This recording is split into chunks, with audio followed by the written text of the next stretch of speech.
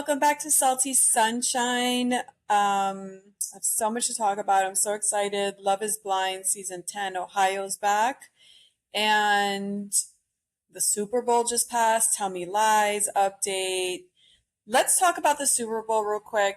I don't know if you all noticed, but the commercials, a lot of them were AI tech based. And the one with Sabrina Carpenter about Pringles chips. That was so weird. I don't like seeing when people mess with AI and fall in love and get a boyfriend or girlfriend through robots and AI. It kind of freaks me out. I feel like I think people actually do it, the sick and deranged, and it creeps me out. But that commercial was weird. The Pepsi commercial with the polar bears that is a staple in the Coca-Cola commercials, I thought was really good. That was genius. I guess the polar bears are not patented or whatever, and Pepsi was allowed to use them and feature the polar bears. And the polar bears are going to a therapist, and they have this conflict because they want to switch over from Coke to Pepsi. It was like such a good ad. So that was my winner. Paige DeSorbo was in the Kinder chocolate commercial, and I saw her talking to Hannah in a clip about how she's in this commercial and she's so excited, as she should be. But the way she talks about her ex-boyfriends, I don't understand. Do all her ex-boyfriends wish her collapse and failure? I don't get why she talks about her exes the way she does. I mean, I get if you have one or two that were insecure little idiots, but she's like, what can I do on TV that all my ex-boyfriends will see at the same time and be seething, that I'm here on their football screen or something. I'm just like, why do you think it bothers them that much? I don't get it. What did they do to you? She talks about her ex-boyfriends like they wish her nothing but defeat. It's just weird to me. I think she can leave that out and just kind of celebrate. She's always connecting her ex-boyfriends to her success, and it's kind of odd, I think. Anyways, she was in that commercial. It was cute, but she was in it for half a second, so they might have missed her. I'm just saying. Right before the Super Bowl, Tom Brady was seen with Alex Earl at a pregame, partying and dancing. I think he's trying to, either they're hooking up secretly or she's thinking about it or he's trying. But I stand with the fact that it's creepy AF. He's her dad's age. Literally, he's her dad's age. And I think it makes him look cheesy and silly for me. That's, if I'm Giselle, I'm his ex-wife, I'm like, what a loser. Find someone closer to your age, sir. You have grown-ass children and you look silly. But I don't know what's going on there. Everyone's speculating, but they're also speculating that Alex Earl's back with her ex, which that would make me so excited because I think her ex is a gem. He's a beautiful foster dog dad, and I think he was a great boyfriend from what we saw, and I would love for them to get back together. The Seahawks won. I heard the game was pretty boring. I didn't really watch the game. All the stuff is all about Bad Bunny halftime show. I need us to continue the projection forward of stopping with the nonsense online. I literally got off of social media for a week after the Super Bowl because the baloney about everybody's racist and God forbid you didn't like a performance on the halftime show. It's so stupid at this point. And the people that are not calling out the stupidity, you're part of the problem. So, Bad Bunny's performance, let's talk about it. Side note, he was seen with Kendall Jenner hanging out after in the car. They're saying, oh, they're back together. I don't think so. I think they're just friends. There's also another rumor that she's back. She's dating Odell Beckham Jr. I think he's a football player. He's the older brother of the Cordell from Love Island USA. And so maybe that's happening. Also, side note, before I talk about the Bad Bunny, Cardi B was in Bad Bunny's performance in the house, and she shows up. Her baby daddy's a football player in the Super Bowl. Apparently, she paid millions of dollars for this after party celebration party for him, but she got so PO'd because his baby mama was sitting in the front with a jersey and his son that is the same age as the baby she just had with him. And obviously, he's the biggest cheater. Cardi B needs to stop dating people. She needs to go to therapy. She needs to rewire her brain and then try again. She dates the biggest losers. And she's always with this drama with these baby daddies, and she must feel so stressed. You have a music career, dealing with this drama on the side, having kids, it's bad. So apparently, she didn't go to the after party she paid $1 million for. He didn't go either. She got pissed off, probably broke up with him, and left the Super Bowl because the girl was sitting in the audience and she wasn't aware she was going to be there. I don't know. Everyone's saying, listen, that's his other child's mother. The kid should be there to support the dad. The kid's like tiny. He doesn't need to be there. I don't know what the problem was, but the point is the men are no good. So it really, the semantics don't matter. There's always going to be that type of activity going on. And then Kim Kardashian was spotted with Lewis Hamilton in kind of a box and looking like a mob wife up here. You know, Mob Wives, the show. I don't know if you guys remember back in the day, the show Mob Wives, which is amazing. I'm so excited. They're revamping it. I don't think, what was her name? Daria, what was the girl D? She was hilarious, very violent. Because these women are actual mob wives, like they don't mess around. It's kind of scary. They're like Atlanta on 15, but they're redoing it. But Kim was up there looking like a mob wife. Kim is aging herself so rapidly between the fillers and the Botox and the treatments and the baloney and the way she's dressing and the hair. It's very not flattering. She's looking 15 years older than she should. Um, oh my God, I heard this joke. Was it on Juicy Scoop that Heather McDonald was talking to this guy? And he was like, leave it to Kim to find the one black guy in a white sport. I think he's a race car driver. I thought that was so funny. So I think he's a race car driver, Lewis Hamilton, and apparently they're dating. But I don't, when she was on Khloe Kardashian's podcast, she looked ridiculous. Her style is terrible, and the amount of makeup that she has to wear, she never wears light makeup anymore. You know, those days, sometimes you want to glam it up, but she's always glammed up. She doesn't do the neutral, light, no makeup look. She doesn't know how to, or she doesn't do it anymore. I don't get it. All right, halftime show, Bad Bunny. I personally don't love his music, so if I'm at a party, I'm at a bar, I'm at a happy hour, and it turns on, great. It's fun. You're bopping. It's a good beat, but I don't love it. I'm not listening to it at home. I'm not searching for it in my car. Um, but it's fine. It's fun music if you're out and about. And so, okay, I'll say this. I thought the vibes, did I think the performance of the halftime show in general was a 10 out of 10? Absolutely not. I think Kendrick Lamar's was my favorite. I loved it. I thought it was more like a play. It was very engaging. It told a story, but it was good. It was bopping. It was everything. And it was good for the audience that's there. I'm sorry, everyone says the halftime show is for people at home. Well, people at home aren't paying 10 grand a ticket to watch it, so it should be for both. But the way that they orchestrated the Bad Bunny, if you saw it from the sidelines, it was people in the bleachers watching them, film a video, film a TV, a movie, and they couldn't see anything. So it wasn't fun for the people that were there. That's A. B, because it's usually on a high rise stage and everyone can see it. I mean, I think that's how it should be. Um, so that's one. Two, I loved Ricky Martin's part and I loved Lady Gaga's part and I liked a lot of in between, but I have to say, it was too chaotic. It was just too chaotic. Too much going on, too much symbolism, too much all of that, and it didn't flow for me. So I gave it like a 7 out of 10, fine. The vibes are good. I like that there was no disrespect to, he put up the American flag, he talked about all the other countries. It was fine. It was positive, good vibes, and all of that. The lyrics, are they family friendly for Super Bowl? No. And apparently they're talking about they're going to get fined all this money because for the Super Bowl, you're not allowed to not be family friendly. So his lyrics are disgusting. I don't know if you've ever listened to him, and I'm not clutching my pearls or anything. I listen to old school stuff, but it is on a level. that's a little higher than most disgusting music. It's really, really, really fuckboy culture, and it's really digging into that, and it's really kind of nasty and degrading to women, I have to say, if you want to get technical.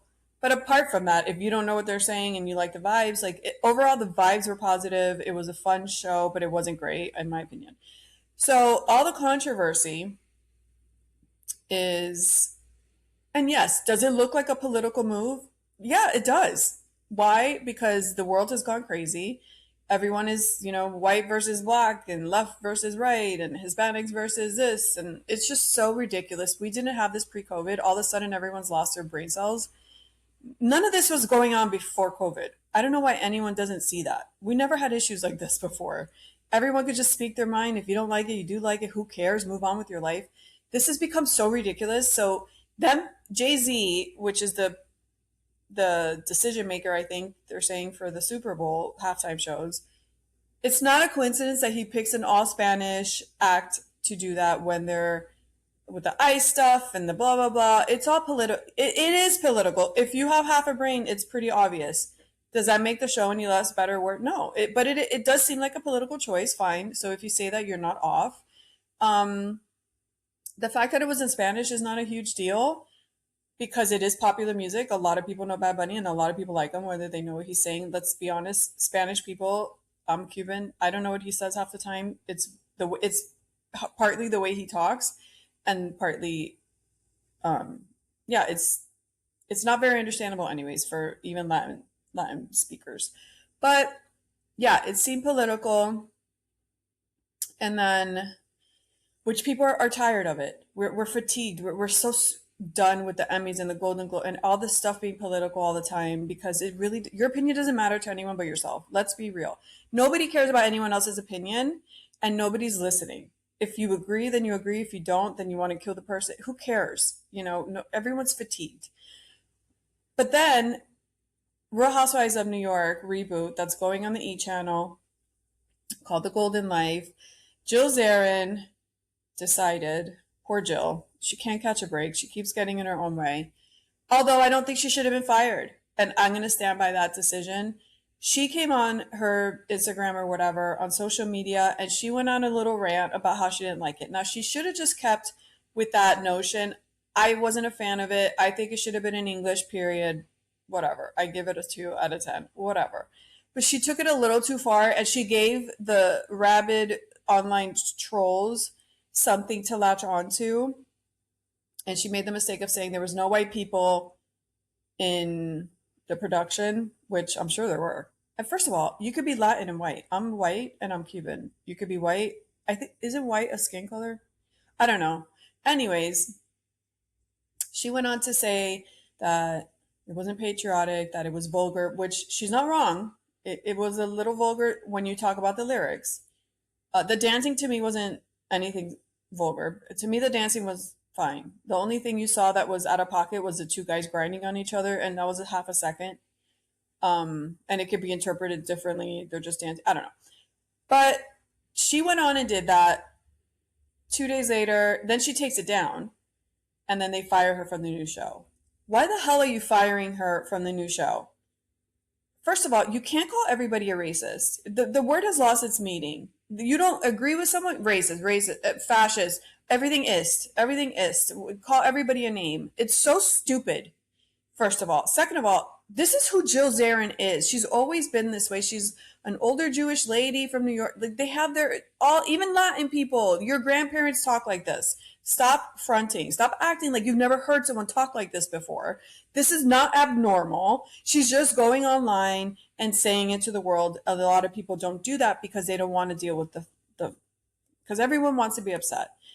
But then they fire her. Big mistake. E channel. Now now it makes me not want to watch it. I've heard other people say that they're like, why are we going to watch the show? Are they going to PC it up the a-hole? Those were her thoughts. She took it down and then apologized just for, not because she doesn't feel that way anymore, but in case she offended anyone. She didn't say anything god awful. Is her message tone deaf? Sure. But that's who these housewives are. Hello, Ramona Singer. Hello, Luann de Lesseps thinks she's a princess. These people, that's who they are, and that's why people want them back. They want to watch the delusion on TV. This is who they are, and this is who you hired, and this is why you're bringing them back, and this is why everyone was so excited. The fact that you just fired the person that put this show together in the first place and got it on air, or is getting it on air, is so ridiculous and so out of pocket. She could have talked about it on the show. It is so absurd to me, and I think they made a mistake.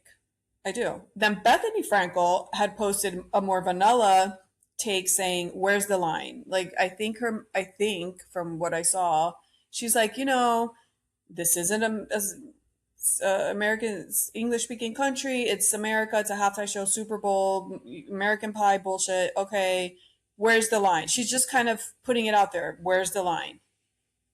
Food for thought. So what? You don't have to agree with it. Move on with your lives, people. This is so pathetic the way everyone is so stupid over everything. So Bethany did that. She might have deleted it, I'm not sure, but she got so much backlash that she comes back online and she tells everyone to fuck off. She's like, I don't give a shit if you care, don't care, believe, don't believe. You want to read into it, don't read into it. This is who I am, you fucking little bitches, and you can fuck off. That's what she said. And I agree with her. I freaking agree with her. You want to be so upset with your life and you want to be so ridiculous. It's sad. I find those people to be the embarrassment and not the people just saying their truth. Guess what? Opinions, everyone has one. Nobody has to care about them. Move on with your life. Also, opinions change. Circumstances change, viewpoints change, experiences change your opinion. You could change your mind. It's not set in stone. People need to move on. People need to get a life and actually take the stick out of their ass and move on. It is so ridiculous. You know what I do when I see something I don't agree with? If I have something constructive to say, maybe I'll say it, maybe I won't. Most of the time I won't because I hate these apps. I'm going to get like a million notifications of someone liking the comment or responding, and I don't want that. Um, but for the most part, I just keep moving. I scroll on. I don't want to engage with people I don't agree. What's the point? Why do you want to fight with strangers online? It's so weird. And it's a waste. It's bad for your health. You're wasting your time because you're not making a difference. You're not changing anyone's mind and you're bringing negativity to your emotional health. It's so ridiculous. Yeah, the Super Bowl's fine. No big deal. Like it, not like it. Just because you don't like it doesn't mean you're anything. It really just means you just didn't like it. That's really all that means. Wow, this story. Savannah Guthrie's mom, Nancy Guthrie, we're going on 15 days that she's been abducted. She disappeared. Um, I'm kind of tuning out from these so-called updates that are nothing. They're big nothing burgers. There's no updates. I don't know what happened to this poor 84-year-old woman. I I'm just going to pay attention the minute they find her. Find her in whatever state she's in because all these updates are nothing. They're camping out in front of her house. They're doing these, update where I'm sitting on a dark street and they're checking the road over. That's not an update. There's no updates. They're questioning people that have no idea who Nancy Guthrie is. They're arresting people that are like, I don't know. It's just, there's nothing. There's no update. So it's really sad. There's something weird happening. It doesn't make sense, but no update. It's the same. She's not nowhere to be found. No one knows anything about anything. Um, the woman that was found, I think around Christmas time a few months ago, here in Miami, Florida, in Little Havana area on 8th Street, there was a woman that traveled, I think from Nicaragua or Venezuela. I forgot. Her name was Helen Sanchez. She was found in a Dollar Tree freezer in the morning. Apparently, she stumbled into the store, made her way to the back where only the employees go, and she walked into the freezer and fell asleep or something, stayed in there all night, died, and they found her in the morning. It was the craziest story. She had two little kids. She was visiting from another country, and she was a doctor, I think.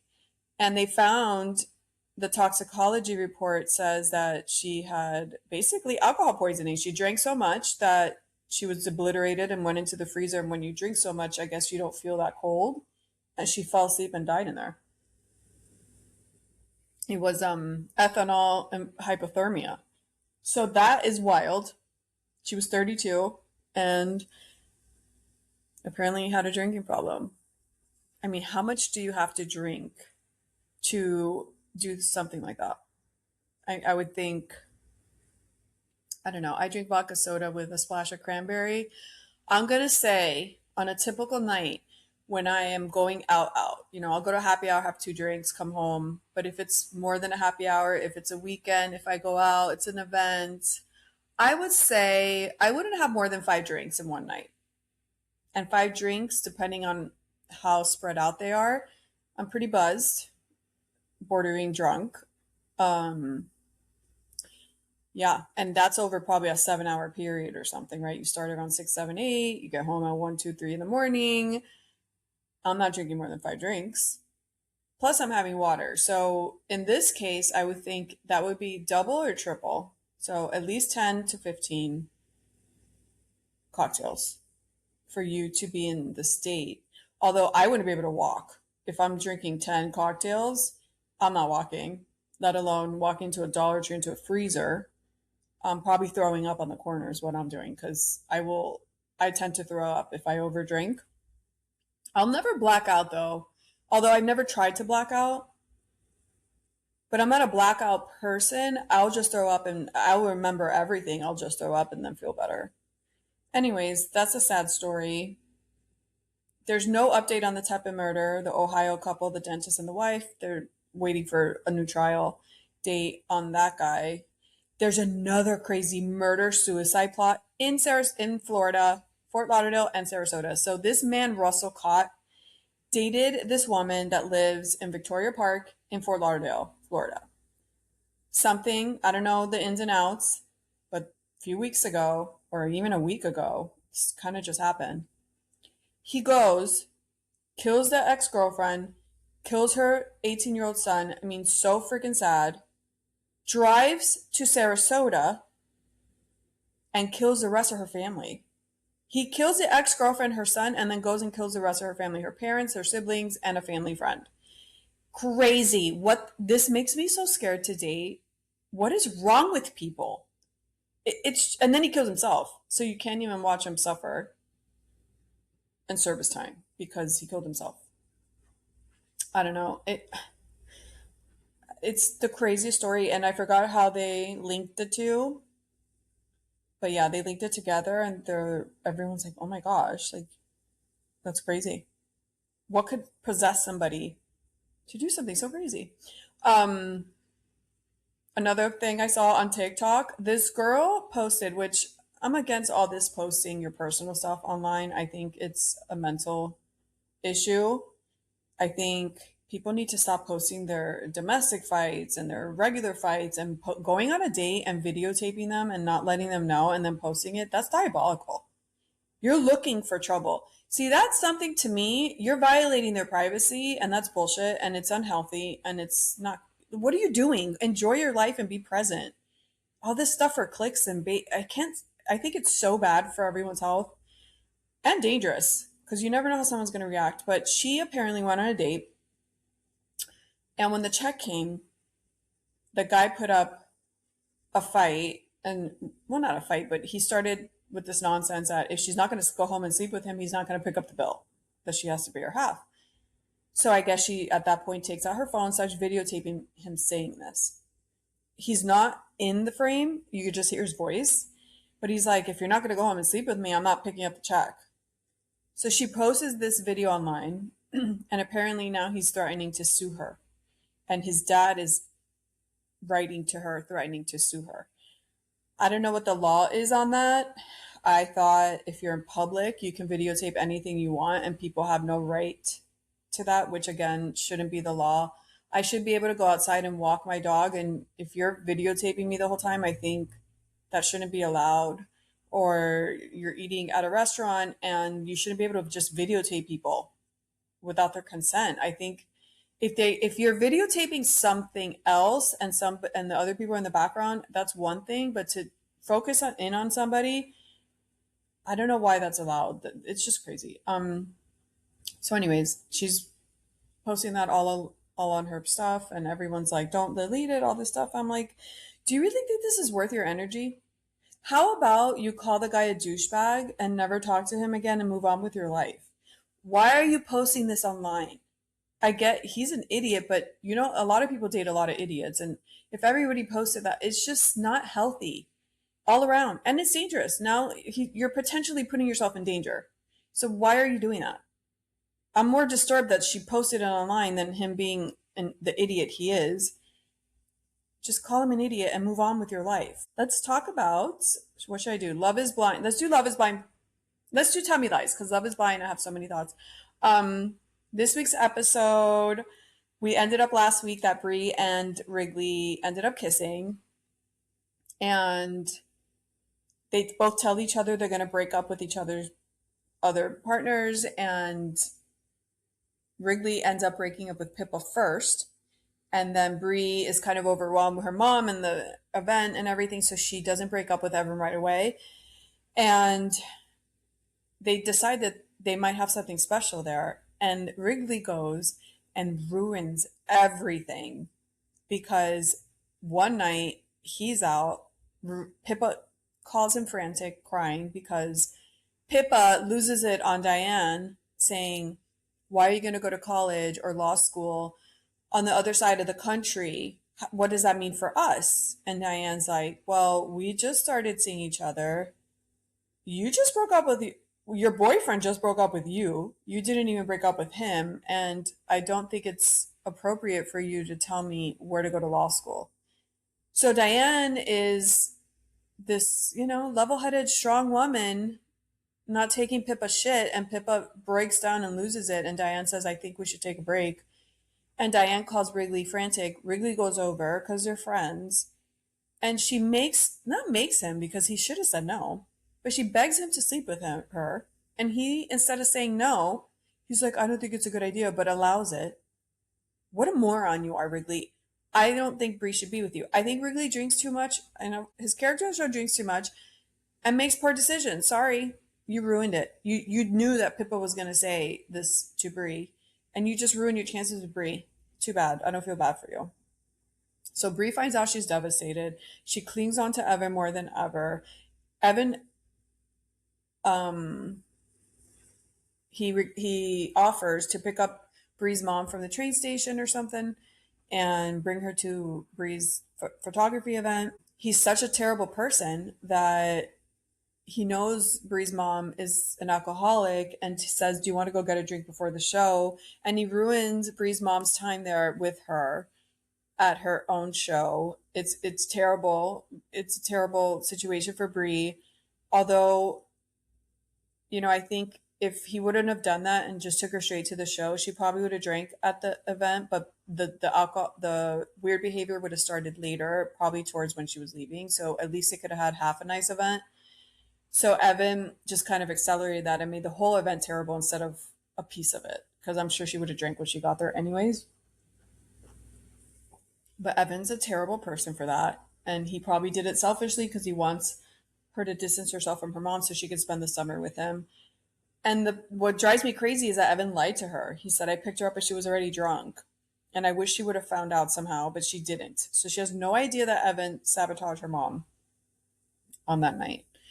And then Lucy's here trying to devise this plan with Steven to get back the tape that he recorded. And she is driving me crazy with this plot because I'm thinking to myself, you're not going to get away with this. Steven is more vicious than you. He's smarter than you. He's a better actor than you. He's more composed than you. So you're going to lose this bet. But at the end, it seems that Lucy's plan paid off because she made herself look like such a broken individual, like just sad, so sad that Steven grabbed it and gave it back to her. Like, "Okay, enough. I'm not going to torture you anymore. You're about to break for real. You're just useless. You're a broken puppy. Here you go. Stop begging me. I can't take it." And she gets the tape back. But it's interesting because after that, she runs into the girl that Steven was dating and tells her for the second time, "Steven's really dangerous. Stay away from him." And the girl looks at her. She's like, "Thank you, but you already told me this the other day." And Lucy's like, "Oh, so maybe Lucy's actually losing it for real." And then she gets the tape back. She doesn't destroy it right away. Who doesn't grab the little thing and just step on it and rip it apart the minute you're outside the dorm room? She takes it back to her dorm room. She leaves it there, doesn't destroy it, goes and tells Pippa and Bree that she did that the night before. But she has the tape and then she's gonna destroy it later. Like an idiot. Steven can go into your dorm room and get it. Oh my god, I can't with her. She's a mess. Um, so then Bree goes over to Evan's house and she wants to hang out at his nice place, which I don't know why she doesn't live there. It's like such a nice big place instead of the dorm room. And she's looking through some photos of a party and what the night that Evan and Lucy slept together, and she zooms in on a photo and sees a glimpse of what looks like Evan and Lucy kind of flirting. And that's where it ends. And you're like, oh. So now she's like, wait, she already knows that Evan slept with someone that night. She just doesn't know who. And so now everyone's saying, well, now Bree's gonna go get that tape and fuck up Lucy for being that person. So we'll see. I think there's only 1 or 2 episodes left. So I don't know. I don't know what's gonna happen. This show is so dark. It's good though. Love is Blind Ohio season 10. I am loving the show so far. At first, it seems that everybody is mature and nice and respectful and blah, blah, blah, blah, blah. The 6 episodes that are out now, there's 6 episodes and then they're going to drop another two, three. There's only, I think, 4 weeks of it. So there's a full 6 episodes for you to watch. And it takes you all the way to the honeymoon, from start to the honeymoon. And the previews, when that ends, things start getting weird and difficult and all that. It always starts to get weird and difficult towards the end of the honeymoon, towards when they're going to start living together in their hometown, all that. So that it's going to start getting good now. But I like it so far. I like the people. I think they all seem genuine, and I don't know, it's good. It's not like stupid like sometimes. But the people that didn't make it in the engagement arena and honeymoon, one guy named Steven, he was 31, he was in finance. Oh, he talked too much. He talked too much and he asked too many questions and he tried to control the conversation too much. So he didn't show up. Nobody picked him. Fine. Kevin, he's this black guy. He's a realtor. He's 31. He was juggling Tyler and Kia, two cute black girls, and he dropped the ball because he couldn't make a decision. So he was leaning towards Tyler, but wouldn't let go of Kaya. And Tyler's like, what the hell, dude? You're about to ask me to marry you and you still haven't cut it off with the other one, which is an amazing. And what I like is that the girls are supportive of each other and they're not blaming the other girls, and they're coming after the guy for their behavior instead of blaming the girls and saying, the other girl is amazing. Why are you doing this to her? You're torturing her and you're torturing me. And vice versa. The other girl's like, Tyler deserved better. What do you think you're doing? So I loved how Kevin was telling Tyler, I'm going to pick you. I pick you. I pick you. I pick you. I pick you. She's like, well, prove it. I don't know why I'm having to ask you why the other girl's still in the picture. You're not giving me what I need. So she ends up leaving the show. She's like, I'm not giving you any more opportunity. I already told you once, this is your last chance. I'm out. So she leaves. Tyler leaves. And then Kevin's trying to now salvage what he has with Kia. So Kia goes in there, and I was so excited. Kia handled it. This is a master class on how women should handle men that are wishy-washy with them. There's no getting upset. There's no drama. The minute Kevin told her, I have feelings for the other one, and I'm torn between two, and this is what's happening, Kia's response was fabulous. Tyler didn't have that. Tyler was more of a hothead, and she was more of a, I need right now, I'm patient. As she should have been towards the end, but she was like that before too. But Kia, masterclass. Do what you got to do, boo. Just let me know. This is the process. You shouldn't do things out of fear or pressure. Have fun with it. We're dating. That's what we're here to do. She handled it so beautifully. It was a masterclass on how women should handle all men when they're in the dating phase. Never lose your shit. Never become the desperate, begging nagger. Don't ever do that. If the guy's not doing it, you move on with your life. And if they come crawling, you see if it's worth your time. Never lose your cool over a guy when you're in the dating phase because A, they're not for you if they're doing that. And B, you don't got to do the work for them. They got to do the work. Let them show you and you be calm, cool, and collective and move on with your day. Love it. So then he tried to salvage things with Kia, and Kia's like, I'm going to be honest with you. You keep telling me how you feel, and that's great for you, but I'm going to tell you how I feel. It was so beautiful. She's like, I think you're great. I think you're going to be whatever. Do I think you're ready to be a committed partner? I don't. I really don't think you're ready, and I think this process for you has been a good lesson that you need to level up a little bit and kind of get your shit together. It was so fabulous. And she's like, and another thing, I'm not in love with you. So you're not the guy for me, but I wish you all the best. And Tyler deserved better. And I think you got to get your shit together. It was so good, but it wasn't luxury. The way she said it was just very nice and very to the point and very calm. And it was amazing. I loved it. I can't wait till they meet in person. Tyler, Kia, and Kevin. It's going to be fabulous. So I can't wait for that. Emma, she is 27. Um, she was a little annoying for me because she is adopted. She takes a conversation, in my opinion, a little too dark, not dark, a little too heavy sometimes. She has a hard time lightening up. I felt like she was a little touchy. She did kind of match with Steven, the finance guy that talks too much, and he rubbed her the wrong way. But he was annoying, and he asked too many questions, and he was kind of too much. And she didn't like that, so she cut it off with him. She ends up with either Connor or Mike. Connor picks someone else, and she ends up with Mike, which I love Mike. He's very nice. He's 30, sales manager.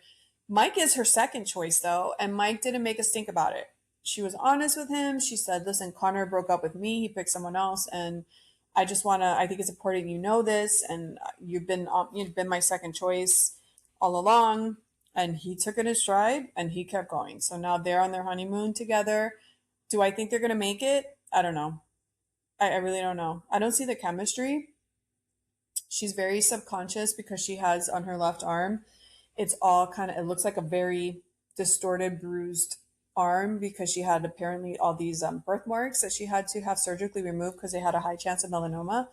And she's very conscious about that. What do you call it? I don't know. She's very, I would be too, because her arm looks like a burn victim and kind of without the fat, like they took off the fat and it's not appealing. So she's worried about it, which I would be too. So that kind of digs into her self confidence and stuff. But I mean, they kind of get along, but I don't know.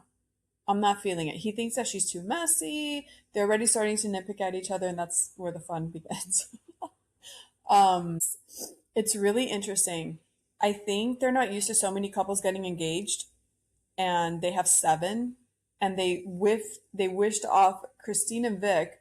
Christine is this blonde 30-year-old speech pathologist, and Vic is this 33-year-old professor of public policy. I love him. He's so cute. He has light eyes. He's black. He has like these dreads. He's tall. He's hot.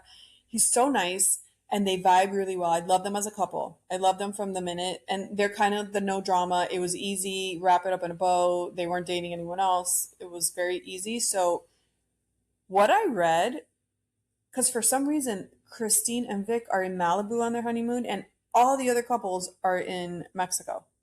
It's the weirdest thing.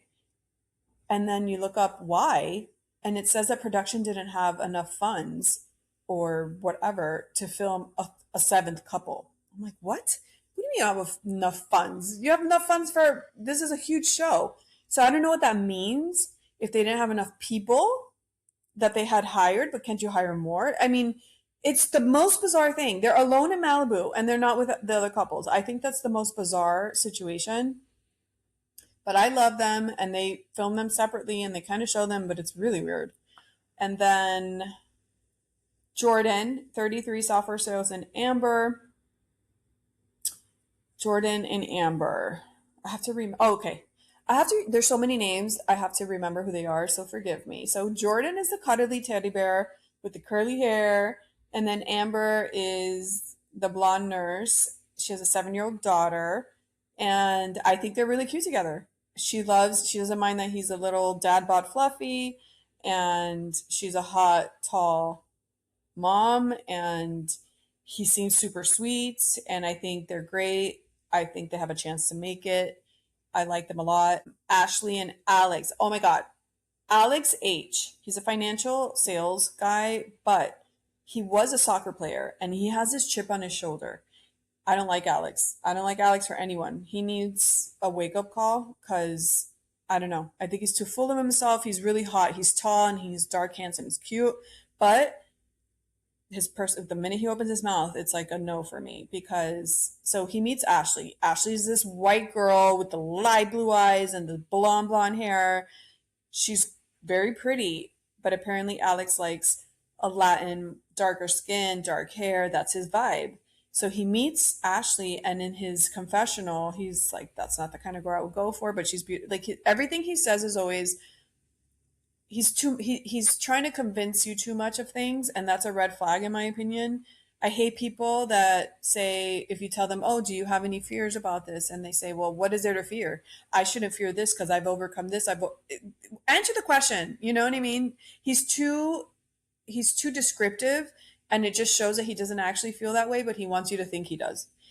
He's very insecure in my opinion, and he's a Pisces, very wishy-washy. There's a lot of Pisces men this season, and the only reason I know that is when I went to write down the names of everyone, it showed their sign next to their name, and I'm like, oh my gosh, I don't love a Pisces man because they're very wishy-washy and they live in la la land. They're fish, they're water. One day they feel this way, one day they feel the other way, and it's awful. From my experience, I'm sure they're not all like that. Um, but I don't have high hopes for this couple. The minute they met each other the first time, he said that about Ashley, and I said, and I didn't like too the way it's too. Alex was too physical. Everything he wasn't. Everyone else, like Jordan and Amber, they met, and you give it. The guy should be more respectful. Like you make out, you don't make out. You just give a little kiss. Like limit it because it just shows like you're more respectful. You're more into her. Look at her more. Alex is all, I love your ass. I love your dress. Everything's too physical. And that's a fuck boy. And that to me is a no. I don't appreciate men like that. Everything was about what she looked like, you know? And this vice versa. And you do see once they go on the honeymoon, it seems he's all into her, but he starts letting the clues out of Ashley's not really my type, but we'll see what happens. I'm all in, but she's really not my type. And then when they start talking to the other girls, he starts talking to Brittany, and Brittany is this half Colombian, half black girl, and she's dark with long black hair. And Alex is telling her, in the confessional, he's saying, this is more my type of woman. He's kind of flirting with her, and she's having issues with Devonte. So he's like, And then Ashley kind of noticed later. She's like, did anyone flirt with you? And sorry, Ashley, you should be saying, did he flirt with anybody? No one's flirting with your man. Your man's flirting with them. It's so funny. They're not going to last. That's all I have to say. We'll see. Chris and Jessica. Chris is 31, Jessica's 39. Very cute couple. I have high hopes for them. She's a little older than him, which works out perfectly, right? Because you could tell he's a mature 31-year-old, and she's gonna keep that in check. She's a physician, and he's an account executive. It's so funny because he loves marathons. He loves running and working out in marathons, which is my worst nightmare. And Jessica's like, you have fun over there and I'll see you when you get back. She's like, don't ever include me, please, because I'm not into it. Like, she's a woman. She knows what she wants. She's sweet about it, but she's like, hell no, hell to the no. And I'll do the cold plunge with you. Thank you. It's so good. I love them as a couple. It does seem so. Chris was hooked up with Brianna in the pod as well. And I think Brianna's regretting her decision, and she's kind of liking Chris when she sees him, and she's not getting on with Connor. But back to Chris and Jessica. I like them as a couple. She seems great, down to earth, and I have high hopes for them. Now let's go to Connor and Brianna. Connor is a little insecure. I thought they were cute at the beginning. They looked really into each other. Great. Brianna talks a lot. and she says like too much. She's the kind of person that I watch on TV and I say, oh my gosh, do I say it that much? Because if I say it that much, I'm annoying everyone that's listening to me. So I'm very conscious of how I can take that word out of my vocabulary. She said it so many times within a few sentences, it was astonishing. I couldn't even believe it. It's kind of a condition that we have to like go to therapy, like go to therapy to get rid of. It's really hard to get rid of once you're on that path. Um, but I don't like how Connor's constantly saying Brianna doesn't shut the fuck up. I think that's rude. Yes, she talks a lot. She admits it. It's not like, oh my gosh. She admits it. So why don't you calm down with that? You know, it's rude.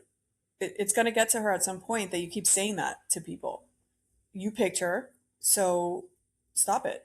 But he is having a problem now. He's jealous because everybody's talking to the other people's partners, just going around, just kind of catching up.